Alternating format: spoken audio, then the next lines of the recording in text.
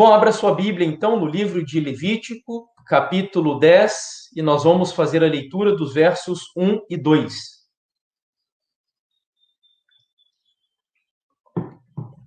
Levíticos, capítulo 10, versos 1 e 2. Diz assim: Nadab e Abiú, filhos de Arão, tomaram cada um o seu incensário, e puseram neles fogo, e sobre este incenso, e trouxeram fogo estranho perante a face do Senhor, o que lhes não ordenara. Então saiu fogo de diante do Senhor e os consumiu, e morreram perante o Senhor. Fazia pouquíssimo tempo que o famoso tabernáculo de Moisés houvera sido inaugurado. O Senhor deu uma série de orientações, uma série de requisitos, várias determinações a respeito de uma série de rituais, e não só rituais, mas também os próprios materiais, e além disso, a maneira de se construir a estrutura desse tabernáculo, que deveria reproduzir, nós sabemos muito bem, o tabernáculo celestial. Entre essas orientações dadas por Deus, estava uma especificamente que nos interessa para este tema, uma orientação ritual a respeito do fogo. Quando disse ao princípio que o episódio que acabamos de ler ocorreu pouco tempo depois da inauguração do tabernáculo, concluo isso, junto com outros estudiosos, baseado no próprio contexto de Levíticos. Nós não sabemos exatamente quanto tempo se passou desde a inauguração, dias, semanas, eu não sei, mas fato é que no capítulo 9 nós temos o episódio da consagração do templo, e agora nós vamos ler os versículos 23 e 24, a fim de entender o que aconteceu e concluir que Levíticos, capítulo 10, que foi o texto que lemos agora há pouco, aconteceu logo depois, volto a repetir, não sei exatamente quanto tempo depois, mas entendemos que foi pouco tempo, logo em seguida dessa situação. Então, lá em Levíticos, capítulo 9, basta você voltar um pouquinho antes do texto que lemos, versículos 23 e 24. Então, entraram Moisés e Arão na tenda da congregação, e saindo abençoaram o povo, e a glória do Senhor apareceu a todo o povo. E eis que saindo fogo de diante do Senhor, consumiu o holocausto e a gordura sobre o altar, o que vendo o povo, jubilou e prostrou-se sobre o rosto. Ou seja, o texto nos diz que em resposta de que Deus aceitou a consagração do tabernáculo, aceitou o próprio desejo do povo de que ele habitasse naquela casa, pois a finalidade do tabernáculo era justamente essa. Deus havia dito que a construção deste tabernáculo deveria ter como objetivo maior ele habitar entre o povo. E em resposta à oração do povo do Senhor, Deus enviou fogo do céu, que consumiu o holocausto. O curioso é que esse fogo, ele não se apagou. Ele permaneceria inflamando, acendendo ou aceso no altar de holocausto. E todas as vezes que qualquer tipo de cerimônia no santuário exigisse um fogo para consumir, seja um sacrifício, ou então o incenso lá no lugar santo, no altar de incenso, o fogo usado no santuário deveria ser este fogo santo. Era um fogo sagrado, um fogo que o próprio Deus acendeu. Sabe essa coisa meio mística que se tem com a pira olímpica, com a chama que não se apaga, que fica lá na Grécia, e que a cada 4 anos, quando a Olimpíada é celebrada, há uma cerimônia relacionada a esse fogo que percorre o mundo todo e ele não se apaga? Eu não sei se é coincidência ou não, mas havia sim algo especial com esse fogo que Deus acendeu no santuário. Porque, como eu disse, era um fogo santo, não era um fogo qualquer. Se você me pergunta se as propriedades químicas desse fogo eram semelhantes à de um fogo comum, eu acredito que sim. Talvez, se colocássemos as mãos sobre esse fogo santo e sobre um fogo comum, seríamos queimados da mesma maneira. Ainda eu me arriscaria a dizer que a aparência do fogo santo e do fogo comum eram iguais, porém, Deus era o autor desse fogo. E, portanto, esse fogo estava santificado. Esse fogo era separado para uma finalidade sagrada. Era um fogo santo, literalmente santo. E todas as vezes, volto a repetir, em que uma cerimônia que exigisse fogo no santuário fosse praticada, o fogo utilizado deveria ser o fogo que o Senhor acendeu. Essa atitude do Senhor estava em harmonia, na realidade, com um princípio. Não era apenas uma picuinha da parte de Deus, perdão, mas era um princípio. Um princípio que, por sinal, Deus instituiu e exigiu que os sacerdotes, os pastores da época, os líderes da época, ensinassem ao povo. Abra aí a sua Bíblia em Ezequiel capítulo 44 e vamos ver o verso 23.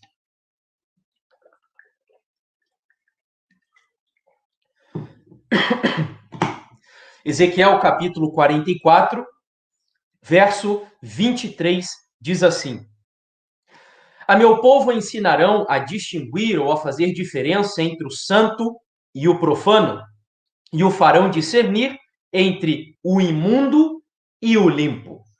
Em outras palavras, desde o princípio, Deus instituiu como uma regra espiritual, e eu diria até uma regra moral, fazia parte da ética judaica naquela ocasião, fazer uma distinção entre o santo e o profano. O sábado é um dia santo, os outros dias da semana são dias comuns. O dízimo é um dinheiro santo, os outros recursos são dinheiro comum. Poderíamos ainda mencionar aqui muitos outros episódios onde Deus estabelece este princípio do santo e do profano. Retomando a história de Nadab e Abiú, sabendo disso, orientados neste sentido, porque eles ouviram Deus comunicar as orientações para o santuário, eles entenderam que essa ordem era um mandamento de Deus. Essa ordem era uma verdade absoluta instituída pelo Senhor. Era um princípio, uma norma ética e moral, onde Deus havia dito que o fogo no santuário deveria ser um fogo santo. Mas Nadab e Abiú, de maneira insana, louca, acabaram optando por entrar no santuário com um fogo comum, ao queimarem incenso no lugar santo. É verdade que o incenso era um incenso que seguia exatamente as prescrições estabelecidas por Deus. Em outras palavras, o incenso estava correto. O incenso seguia as ordenanças de Deus, mas o fogo não. E a verdade é que quando nós adoramos ao Senhor, quando nós procuramos fazer a vontade de Deus, seja na nossa vida, seja na liturgia, seja no trabalho, na escola, no dia a dia ou em qualquer área da vida, o Senhor, ele não aceita uma obediência pela metade.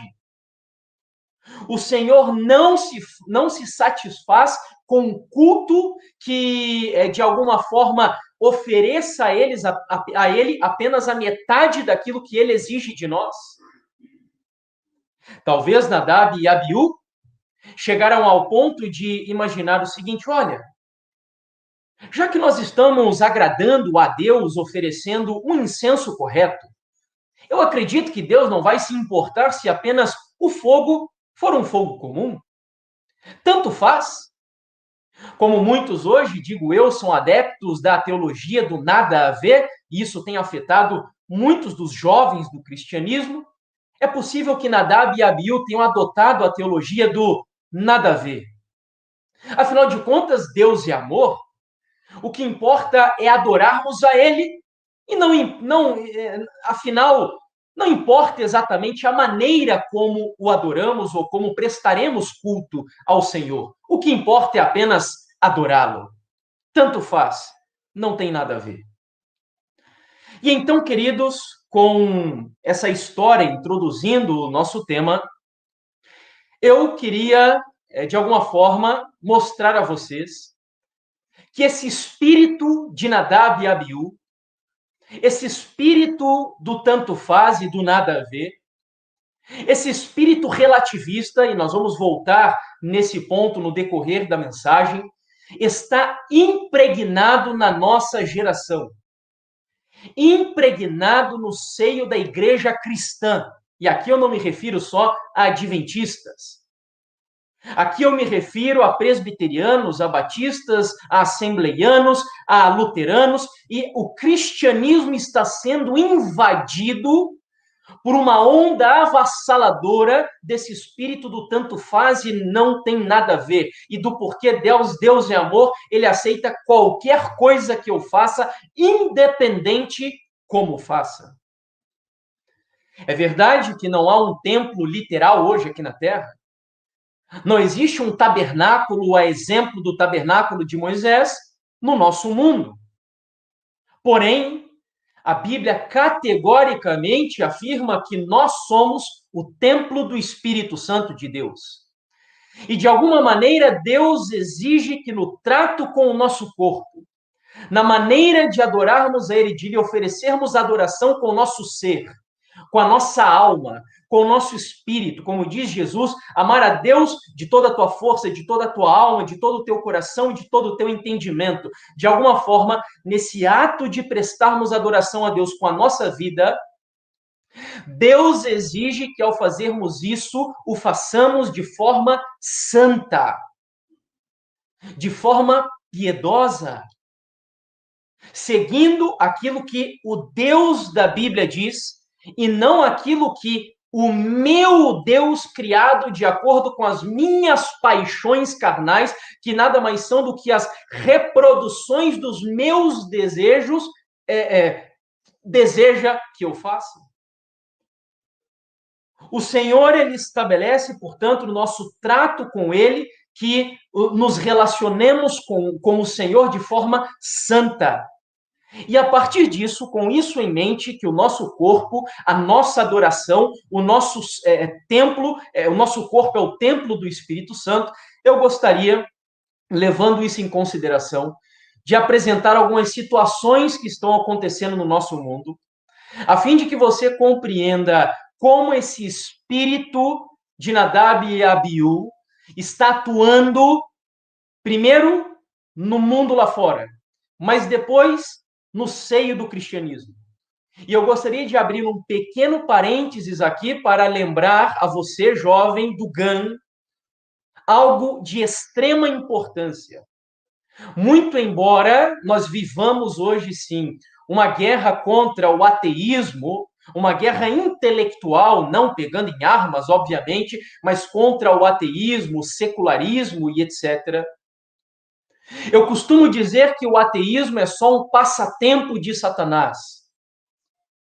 É apenas uma diversão, onde ele tem o objetivo de ludibriar ou enganar, seduzir aqueles que se creem muito intelectuais e capazes para abraçar uma visão retrógrada, como propõe o cristianismo, de um Deus mitológico, onde pessoas tentavam explicar o mundo seguindo lendas e mitos, numa época onde a ciência ainda não era desenvolvida. O ateísmo é apenas um passatempo de Satanás, mas não é a verdadeira batalha entre o bem e o mal. A verdadeira batalha, o grande conflito entre o bem e o mal, gira em torno de uma área, a área da adoração. Verdadeiros adoradores e falsos adoradores. Adorar a Deus como ele deseja ser adorado e adorar a Deus como eu exijo que ele seja adorado. Este é o grande conflito. Então, com isso em mente e entendendo que adoração não se restringe apenas àquilo que ocorre dentro do templo, vamos navegar por algumas áreas da nossa contemporaneidade. Em primeiro lugar, no ano de 2015, aqui no Brasil, foi lançado um filme nacional chamado Olmo e a Gaivota. A história do filme tinha um objetivo bastante claro: sensibilizar, tocar o coração daqueles que assistiram o conteúdo, a dramatização, para que se engajassem na causa pró-aborto de forma indiscriminada, sem nenhum tipo de critérios. A história do filme deixa isso muito claro. A diretora, chamada Petra Costa, uma diretora brasileira, promovendo a sua causa pró-aborto nas redes sociais, foi alvo de muitas críticas dos brasileiros na mesma rede. Porque o Brasil, embora seja hoje um país que está sofrendo um ataque, assim como Portugal, de liberais, de pessoas que não têm escrúpulos algum com a moral judaico-cristã, o Brasil ainda é majoritariamente um país conservador. E então, nas redes sociais, houve uma reação muito forte às palavras da Petra Costa, o que fez com que atores da famosa Rede Globo, engajados nessa causa desumana e eu diria diabólica, que é uma perseguição contra bebês, decidiram fazer um vídeo de cerca de 2 minutos e meio. O vídeo está disponível para quem quiser assistir nas redes sociais. E neste vídeo, onde eles falaram blasfêmias e coisas terríveis ali contra o cristianismo, em um dado momento, uma das atrizes, que é a Bárbara Paz, diz a seguinte frase: toda mulher é dona do seu corpo, ponto. Faz com ele o que quiser. Depois de afirmar isso, os atores, juntos agora, começam a repetir um clichê, um senso comum, uma frase que tem sido repetida várias vezes por mulheres que se dizem empoderadas e por muitas pessoas também que seguem essa turma aí da lacração e dessa visão liberal de mundo, uma frase onde eles dizem: meu corpo, minhas regras. Em outras palavras, essa história de corpo, templo do Espírito Santo, pera lá, isso é coisa de fanático, de um povo retrógrado, um povo alienado, ignorante, que não entende que o corpo é meu e eu faço o que eu quiser com ele. Se eu quiser praticar sexo antes do casamento, com 20 pessoas, ou ainda me tatuar, perfurar o meu corpo inteiro, quem manda no meu corpo sou eu. O dono da minha vida sou eu. A ideologia propagada desde a década de 60, principalmente por ideólogos da escola de Frankfurt, que implementaram aqui no Ocidente uma revolução sexual sem precedentes, drogas, sexos e rock and roll, está implícita nessa frase que muitas vezes até cristãos estão defendendo: meu corpo, minhas regras. Num outro caso curioso, este fora do Brasil, uma senhora chamada Glenn Scope, de 77 anos de idade, inglesa, era casada com um senhor bastante conservador e ela sempre teve o desejo de tatuar o seu corpo, mas o marido, como um conservador, não aceitava esse tipo de coisa. Quando então ele faleceu, e ela decidiu tatuar o seu corpo conforme a foto que você vê aí. Entrevistada pelo site da BBC, questionada sobre fugir de um padrão social, se ela não se sentia mal de fazer algo que a sociedade vê negativamente, a resposta que ela deu, seguindo exatamente a mesma linha de raciocínio que nós vimos há pouco, proferida pelos atores da Rede Globo: o corpo é meu e faço com ele o que eu quiser.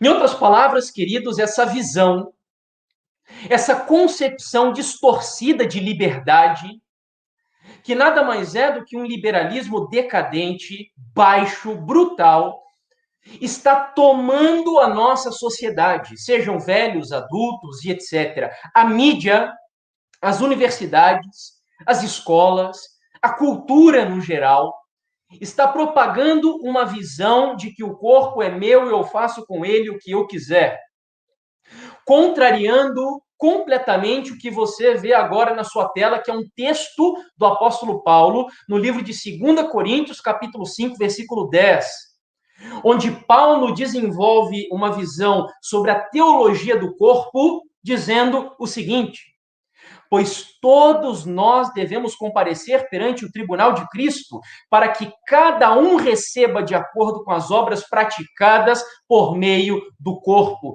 quer sejam boas, quer sejam más. Em outras palavras, o que Paulo está falando aqui, essa história de que a sua vida pertence a você e você faz com ela o que você quiser, é uma visão evolucionista, satânica, ateísta de mundo, mas que não cabe dentro da cosmovisão cristã, porque segundo o cristianismo, todos nós, sejam jovens, adultos, crianças, velhos e inclusive ateus, um dia comparecerão, serão citados perante o tribunal de Deus para prestarem contas por tudo aquilo que praticaram na sua vida por intermédio do seu corpo, que deveria ser o templo do Espírito Santo.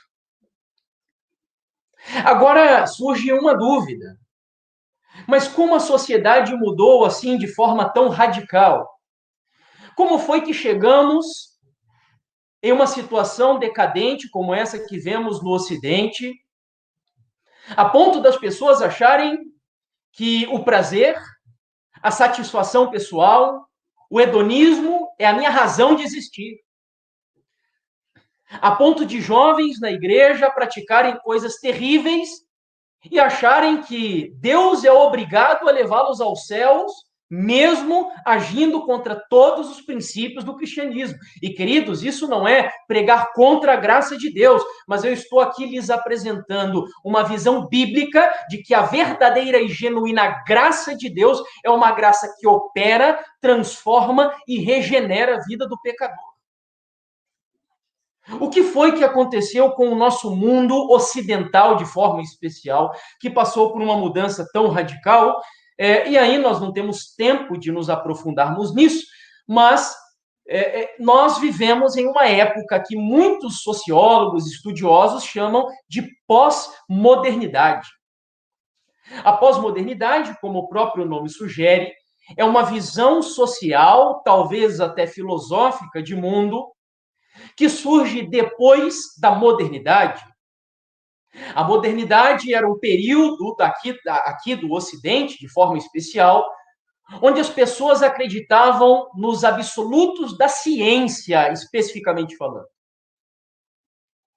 Onde Freud retirou Deus do inconsciente do ser humano, porque propôs uma forma psicanalítica de entender o nosso inconsciente. Onde Marx retirou Deus da história porque propôs uma concepção de lutas de classes para entender o mundo.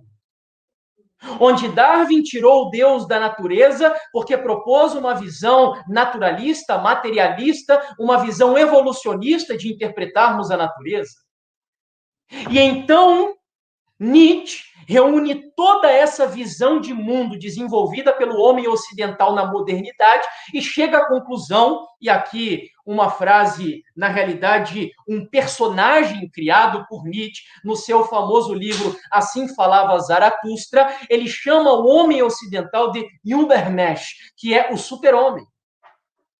O homem ocidental atingiu um patamar de conhecimento, de desenvolvimento filosófico, metafísico tão grande que não precisa mais do mito judaico-cristão. E ele chega à seguinte conclusão: Deus morreu para o homem ocidental. Nós não precisamos mais de Deus. Deus está morto. O homem ocidental é capaz de explicar os dilemas da vida sem precisar do mito bíblico judaico-cristão. Deus morreu. E agora, atingindo esse patamar de rebelião contra Deus, todas as expectativas do homem ocidental depositadas na ciência foram lançadas por terra. Porque a ciência não conseguiu responder os dilemas mais profundos dos seres humanos. Veio a Primeira Guerra Mundial, veio a Segunda Guerra Mundial, o ser humano entrou numa depressão tão profunda que nós penetramos na época da pós-modernidade, que é a época de duvidarmos de tudo. É a época de questionarmos hierarquia, questionarmos absolutos, questionarmos princípios, valores, organizações. É a época do ceticismo absoluto. Duvidar por duvidar e descrer da existência da verdade absoluta. Bom, de todo esse caldo cultural que compartilhei com vocês, que pertence à pós-modernidade, o principal deles é o relativismo, eu diria. Na tela que nós mostramos aí há pouco. O relativismo é aquela visão onde a proposta é a negação da existência do certo e do errado. É a negação de que existem verdades absolutas. Não existe bem e mal. E recuperando agora a nossa história inicial de Nadab e Abiú, é a negação da existência do santo e do profano. É por isso que na história de Nadab e Abiú nós tínhamos ali, eu digo, um relativismo incipiente. É lógico que é um anacronismo falarmos de relativismo na época de Nadab e Abiú, mas, como digo, o diabo, ele mantém as suas estratégias, mas muda apenas o rótulo, a roupagem delas. Ele enganou Nadab e Abiú pelo relativismo e tem enganado essa geração pelo relativismo também. Eu já vou explicar como isso tem se aplicado no seio da igreja. Mas eu ainda quero me manter na sociedade. E o primeiro exemplo que eu passo a explicar, a apresentar a vocês, de um relativismo tão brutal, tão desumano, cruel, satânico, é o que temos chamado de ideologia de gênero.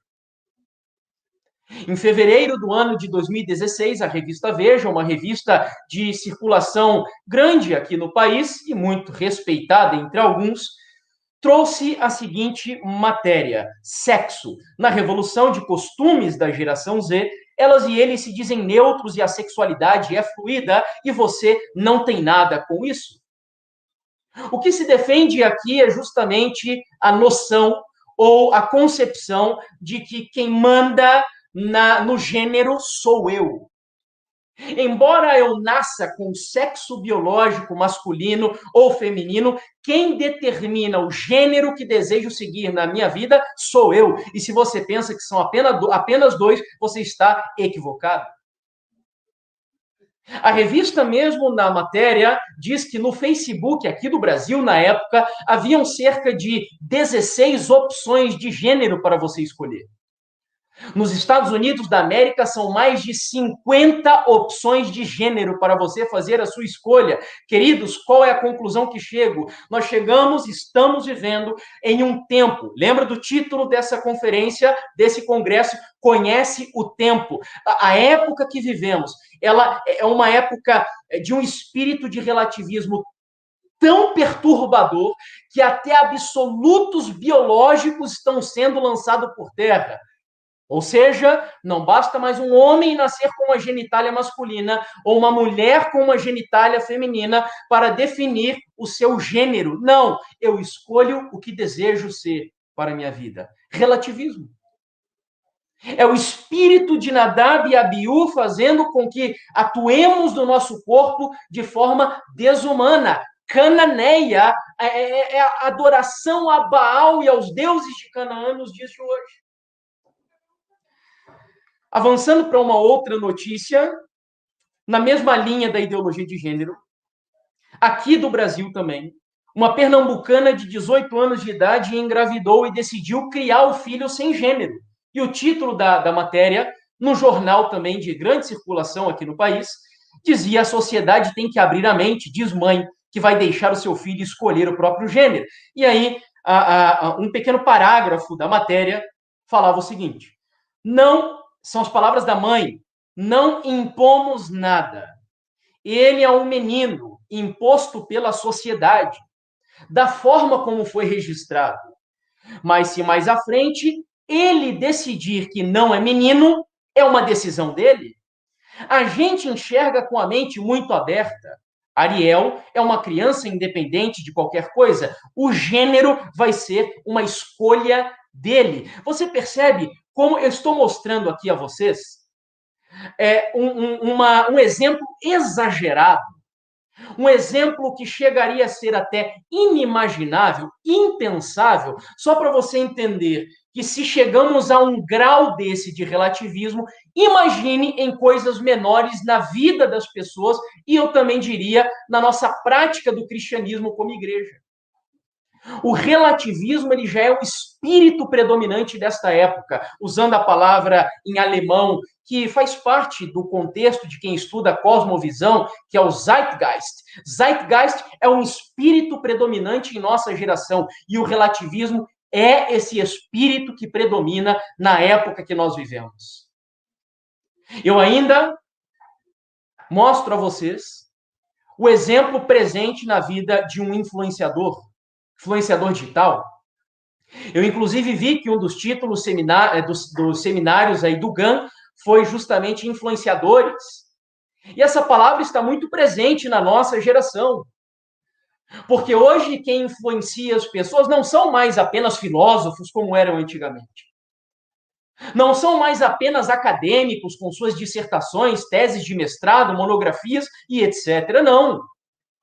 Nós temos hoje a atuação dos influenciadores digitais, que estão moldando a vida de jovens, que estão destruindo os conceitos, as concepções, a cosmovisão, os princípios, os valores, a ética dos jovens da nossa igreja. E um dos grandes influenciadores daqui do Brasil, responsáveis por influenciar negativamente muitas crianças até e adolescentes, é um cara chamado Felipe Neto.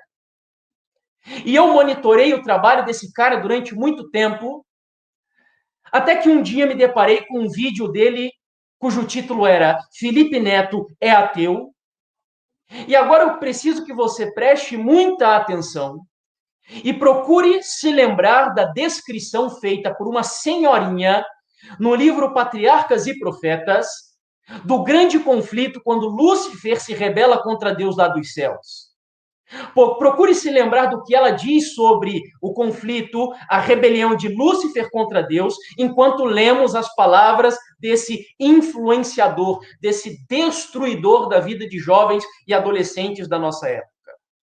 Ele disse assim, neste vídeo, eu abro aspas porque eu vou citar ipsis literis o que ele falou. Eu não preciso de um guia de leis ou regras divinas sobre o que é certo e o que é errado para que eu tenha o meu próprio valor de certo e errado.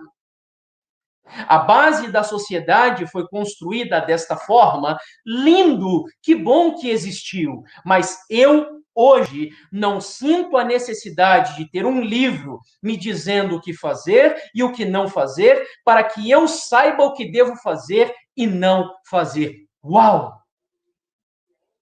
Eu vejo o próprio Satanás falando aqui pela boca desse jovem. Ele está atacando, não é outro livro qualquer, é este livro aqui, esse livro que influenciou, que moldou a civilização ocidental.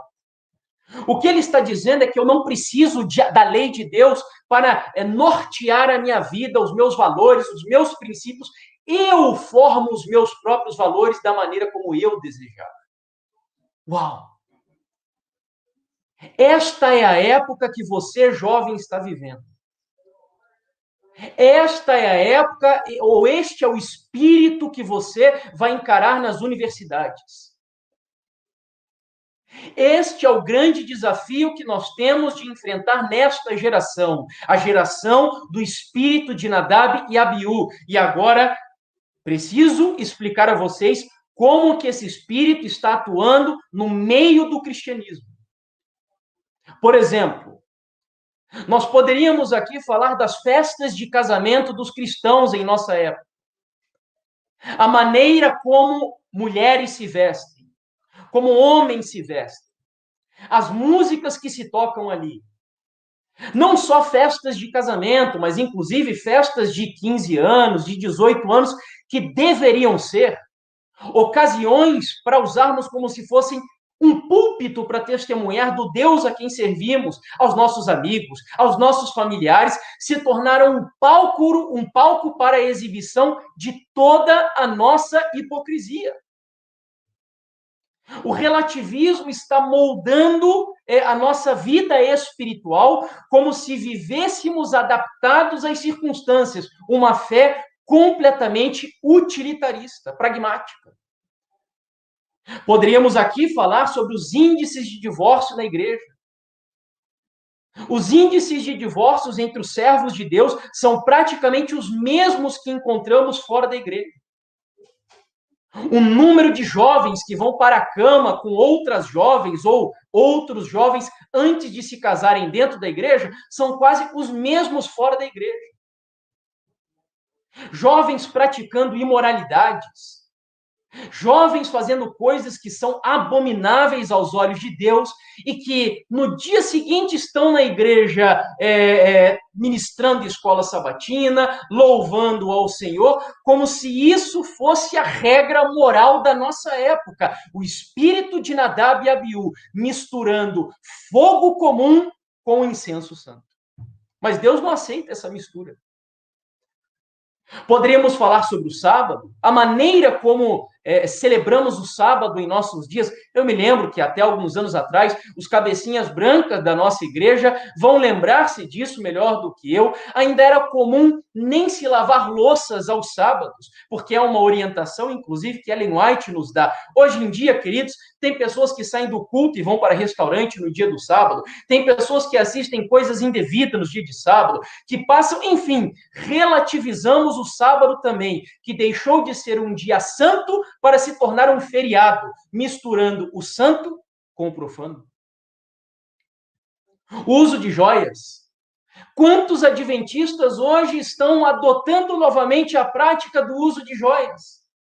Algo que durante anos e anos estava assim muito claro, muito pavimentado, tanto na Bíblia quanto no espírito de profecia, e que agora, principalmente em continentes evoluídos, como Europa, América do Norte, muitos adventistas estão voltando à prática do uso de joias e, infelizmente, a maioria deles simplesmente praticam isso baseados na teologia do eu acho que não tem nada a ver. E nunca leram um livro muito bom, escrito pelo pastor Ángel Manuel Rodrigues, que trabalhou na Associação Geral, falando sobre o uso de joias na Bíblia, que inclusive é publicado pela CPB, e eu acredito que está à disposição aí dos nossos amigos e irmãos portugueses também. Ou seja, as pessoas não estão tão preocupadas em conhecerem a verdade, mas sim em relativizarem a verdade, para misturarem suas paixões com a vontade de Deus. Nós poderíamos falar aqui sobre os dízimos. Muitos cristãos hoje que não são fiéis nos dízimos e nas ofertas e se dizem guardadores da lei de Deus. Isso é um absurdo. E quem vos fala aqui não é um funcionário da igreja. Eu não sou pago pela igreja. Eu simplesmente amo e creio na igreja adventista do sétimo dia. E já fui um opositor voraz dessa igreja. Mas hoje agradeço a Deus por ser um adventista do sétimo dia. E creio que essa igreja é de Deus. E Deus deu autoridade a ela para administrar os dízimos que não pertencem a nós, mas pertencem ao Deus e soberano desta igreja. E muitos estão relativizando disso. Relativizando Ellen White também, perguntando se é possível ser um adventista do sétimo dia sem crer no dom profético de Ellen White. E eu digo, é possível ser um cristão sem crer no dom profético de Ellen White. Mas ser um adventista do sétimo dia é impossível, porque o dom profético de Ellen White faz parte de uma das 28 crenças fundamentais desta igreja. Meus queridos, poderíamos navegar aqui em muitas áreas. A alimentação, a questão do perdão de pecados. Quantos de nós relativizamos hoje se devemos ou não perdoar o próximo? E cultuamos a Deus odiando irmãos da nossa igreja, disputando cargos eclesiásticos com eles, sendo que Deus disse que se nós não perdoamos aos nossos devedores, nós não podemos ser perdoados por ele. Estamos relativizando a palavra e os mandamentos e os absolutos do Senhor. E aí eu me recordo das palavras de Agostinho de Hipona, uma frase fenomenal, onde ele diz assim: se você acredita apenas nas partes do evangelho que você gosta, não é no evangelho que você acredita, mas é em si mesmo. Volto a repetir, Se você acredita apenas nas partes do evangelho que você gosta, não é no evangelho que você acredita, mas em si mesmo. Essa história de que existem muitas verdades, a sua verdade, a minha verdade, isso é assim, não há como fazer um casamento, uma amálgama disso com a concepção bíblica. Um jornalista formado em direito norte-americano chamado Ben Shapiro disse certa vez de maneira muito clara: não existe a sua verdade, existe a verdade e a sua opinião. Mas, infelizmente, o espírito de Nadab e Abiú está impregnado em nosso meio. E aí eu passo para a conclusão do nosso tema. Porque eu não sei você, mas quando eu estudava a história de Nadab e Abiú, eu me perguntava, mas Senhor, acaso esses jovens estavam doidos? Porque fazia pouco tempo que o Senhor tinha dado a instrução sobre o fogo santo. Como é possível que esses jovens fossem tão loucos a ponto de apresentarem ao Senhor um fogo comum, sendo que dias atrás, talvez semanas atrás, o Senhor tinha dito que não deveriam oferecer um fogo dessa natureza? O que será que aconteceu com esses jovens? Será que eles foram rebeldes assim, de forma tão direta? Ou houve alguma influência terceirizada na vida deles? E aí eu peço a você que volte para o livro de Levíticos e vá ao capítulo 10, e nós vamos ao final da história, versículos 8 e 11.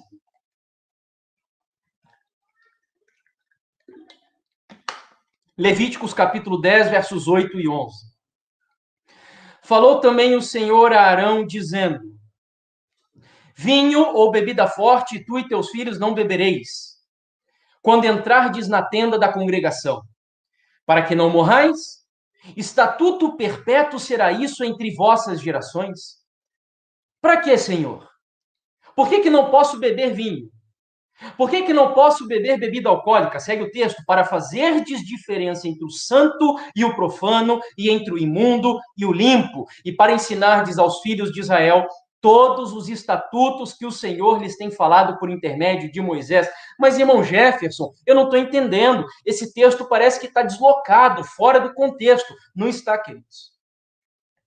Muitos eruditos do Antigo Testamento, estudiosos, comentaristas bíblicos, e acima de todos eles, a profetisa Ellen White, chegam à conclusão de que Deus deu essa orientação justamente porque Nadab e Abiú estavam embriagados pelo uso do vinho, quando tomaram o fogo comum e se atreveram a oferecê-lo no altar santo e sagrado do Senhor. Eles estavam literalmente bêbados. Então, esses jovens foram afetados por uma influência terceira. A mente deles estava fora de noção. Eles não conseguiam fazer a distinção entre o santo e o profano. Veja o que diz Ellen White, e aqui eu compartilho com vocês uma versão recente que foi publicada aqui no Brasil, para jovens, mas é o livro Patriarcas e Profetas, no capítulo O Pecado de Nadab e Abiú, onde ela diz assim sobre a experiência desses jovens. Nadab e Abiú jamais teriam cometido aquele pecado fatal. Presta atenção no texto. Nadab e Abiú jamais teriam cometido aquele pecado fatal se antes não estivessem sob efeito do vinho que tomavam livremente. Por sua intemperança, não estavam mais qualificados para o desempenho da função sagrada. Agora, atenção à conclusão da frase. Tinham a mente confusa e as percepções morais tão adormecidas que não conseguiam fazer diferença entre o sagrado e o comum. E aí talvez você, meu amigo e minha amiga, conclua o seguinte: mas eu estou plenamente tranquilo, porque faz muito tempo que não uso bebida alcoólica. Porém, o vinho, o álcool, não é o único elemento, a única substância que Satanás tem utilizado para possuir a mente dos filhos de Deus. Eu não tenho tempo de compartilhar com vocês, Mas Ellen White chega a mencionar coisas do tipo, atenção, tudo quanto prejudica a saúde, não somente diminui o vigor físico, como tende a enfraquecer as faculdades mentais e morais. Ou seja, precisamos mudar o nosso estilo de vida no que diz respeito à saúde para termos uma mente santa no nosso corpo, que é o templo do Espírito Santo, consagrada a Deus.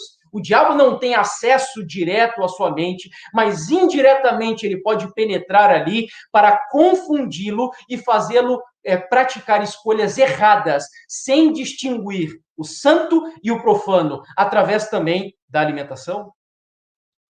Outro exemplo que eu daria, Ellen White fala sobre a música. Ela diz que a mente dos jovens está cheia de insensatez e que eles têm um ouvido agudo para a música e que Satanás sabe até que órgãos provocar para animar, absorver e seduzir a mente desses jovens de maneira que Jesus não seja desejado.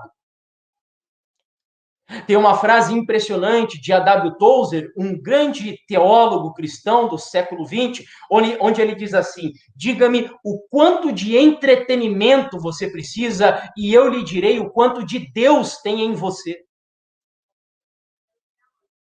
O quanto de excitação exterior de luzes, fumaças, rock e pulos e saltos, o quanto disso você precisa para exercer a sua fé, e eu lhe direi o quanto de Deus tem em você, porque se Deus não é suficiente, se a oração não é suficiente, se a Bíblia não é suficiente, é sinal de que há um grande problema com a sua adoração, e muito provavelmente estamos oferecendo fogo comum no altar santo do Senhor.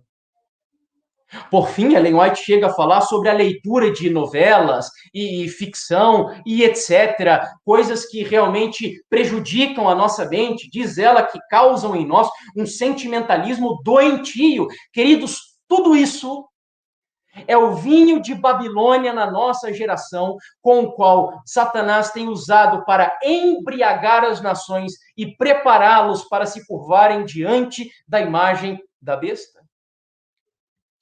Hoje não é mais um vinho literal, hoje é um vinho espiritual. Nadab e Abiú hoje estão presentes lá no Apocalipse e o vinho é justamente o vinho de Babilônia, que não são apenas as suas falsas doutrinas, mas é o seu estilo de vida afetando muitos jovens, adultos e membros, adeptos do cristianismo como um todo, que estão aderindo ao relativismo, ao espírito de Nadab e Abiú na sua prática religiosa. Tudo bem, irmão Jefferson, e agora o que eu devo fazer? Qual é a solução, então, para a minha vitória em nome de Jesus no meio dessa batalha? O que eu devo fazer para sobreviver a esse tempo terrível que nós estamos vivendo? Lembra do apóstolo Paulo, queridos? E digo isto a vós outros que conheceis o tempo. Nós agora acabamos de ver um pouquinho do panorama dos nossos últimos dias. Mas aí Paulo diz, chegou a hora de acordar, casando com o nosso tempo de ontem. E o que eu entendo que seja o acordar nos dias de hoje? Não é só acordar para o tempo do fim, mas é acordar para um cristianismo autêntico, genuíno, verdadeiro, completamente entregue e consagrado ao nosso Deus. E a pergunta é, como fazermos isso nessa época? E a resposta está em Romanos, capítulo 12, um texto que você conhece muito bem. E com ele nós encerramos essa mensagem. Romanos, capítulo 12, versos 1 e 2. Paulo diz assim: e rogo-vos, pois, irmãos, pelas misericórdias de Deus, que apresenteis o vosso corpo, olha o corpo, o templo, o tabernáculo aparecendo aqui, que apresenteis o vosso corpo em sacrifício vivo, santo e agradável a Deus, que é o vosso culto racional. E aí Paulo não termina por aí. Depois de falar do corpo, que não deve ser adorado segundo as minhas regras, mas deve ser consagrado a Deus. Depois de falar sobre o culto praticado no corpo, Paulo conclui dizendo assim: e não vos conformeis com este século. Em outras palavras, não se conforme. Ser um cristão relativista não é normal. Viver o espírito de Nadab e Abiú não é normal, ainda que a maioria faça tudo isso, mas nem sempre a maioria está com a razão. Não vos conformeis com este século, mas transformai-vos pela renovação da vossa mente. E o que é essa renovação? É um milagre, porque nós não somos capazes de fazer isso.